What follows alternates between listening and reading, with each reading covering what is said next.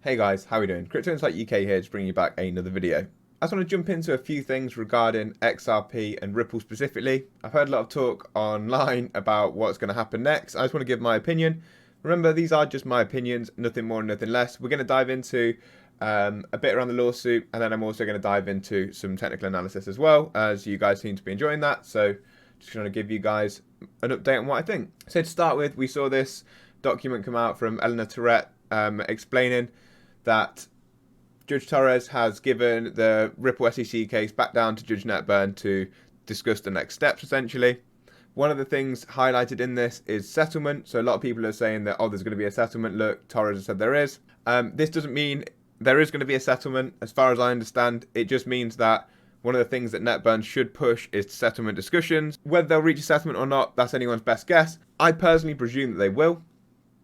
I've seen Stuart Alderati and Brad Garlinghouse both state in the past that once they got clarity for XRP, the digital asset, they would settle with the SEC. If they did settle with the SEC, it would save both parties time. It would also probably be for an amount a lot less than the alleged 740 million. But let's see what happens.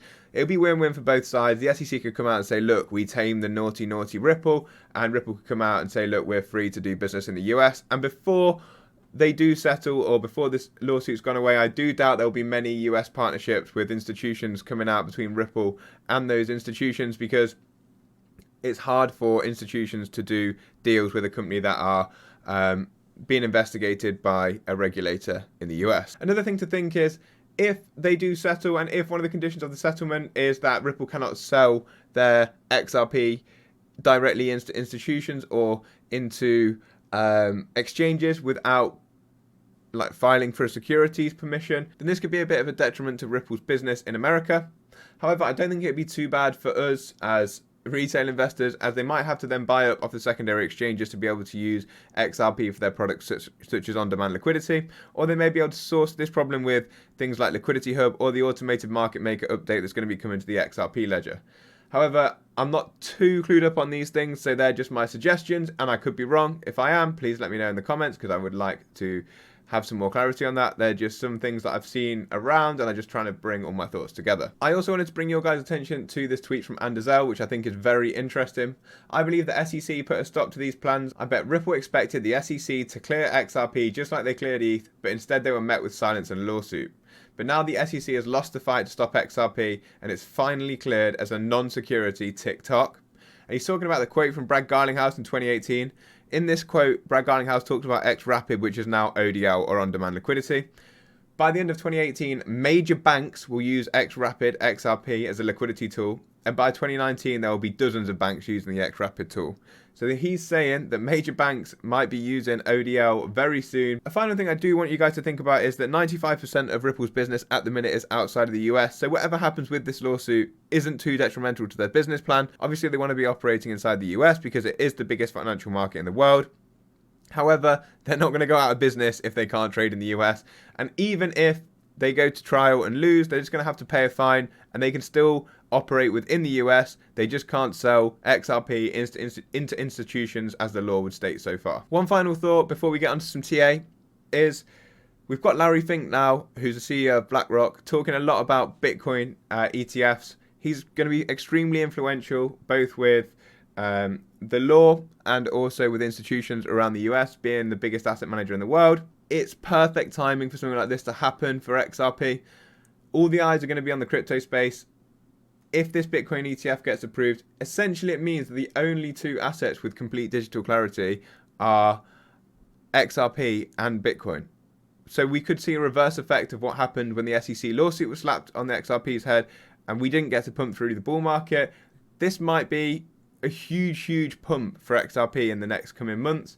Obviously, it's all speculation right now. Everyone's riding on hype, including myself. I am extremely excited, and time will tell if that's going to be good excitement or not. But I've spent long enough being suppressed, and now I am going to enjoy it while it's here, and we'll see what happens next. So finally, I was going to touch on a bit of TA. As I talked about on Twitter, the monthly setup is eerily similar to that of 2017. If we have a look at this fractal, I know Blockchain Backers talked about this a lot in his video recently. It's basically an overlay of the fractal from the 2017 run-up on the monthly time frame, and comparing that to where we are now, the RSI is extremely similar, And the price targets and the breakouts and consolidations for further breakouts are extremely, extremely interesting.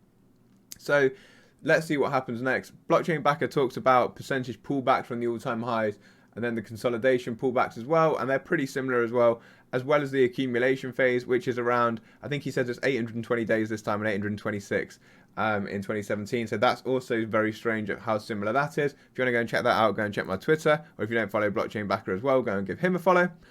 And on the shorter time frame, this was this morning, I said that I thought XRP was breaking out on the 4-hourly from the bullish flag pattern that it was in. It normally breaks out the same length as the flagpole. The RSI on the 4-hourly is turning bullish. The MACD is slowing down its momentum to the downside. Could this flip bullish? We'll just check in on it now. This is obviously on the hourly time frame, so the RSI is not similar, and the volume indication is not going to be there because I'm just going to zoom in a little bit for you. It is trying to break out. It has actually back tested on the hourly, the top of the pennant. But let's have a look on the 4-hour. We're still really trying, and I would like to see a big fat green candle come in here, and that volume, as I pointed out, look, really want that volume there to really take a leg up. And as of yet, we haven't quite seen that, but we still have 2 hours and 38 of this 4-hour candle left to go. So there's still high potential there. The breakout target would be between 132 and 138. The one thing we need to stop is Bitcoin breaking down. It seems that every single time that we see an XRP breakout, Bitcoin breaks down, or maybe that's just me overthinking things. I would like to see Bitcoin hold this 200 moving average on the 4-hourly. Bitcoin's getting down towards being oversold on the RSI as well. In fact, this is the lowest level we've been on the RSI for a long while, and it has reversed from this level every single time it's been here since the 15th of June, which is over a month. One final thing that you need to keep your eye on sometimes, guys, for cryptocurrencies is the US market open. So the S&P 500 looks like it's going to open slightly negative today, but only extremely, extremely slightly. This could be something that crypto sometimes moves in correlation with. More times than not, we do have moves that are correlated to the S&P. So let's see what happens here today, and let's see if we can get this leg out for XRP. As long as Bitcoin doesn't dump and XRP does confirm this 4-hourly candle, we could start to see a breakout here. Then we obviously have the resistance set from the previous swing high. That's at 92 cents. I think $1 will play in a lot of people's minds as a psychological level. I would be looking up towards the breakout target, which is coinciding pretty well with the recent swing high. So that's everything from me today, guys. I hope you enjoyed the video. If you did, please like, comment, and give this a share. Peace up, A-Town down, as Cryptoinsightuk would say.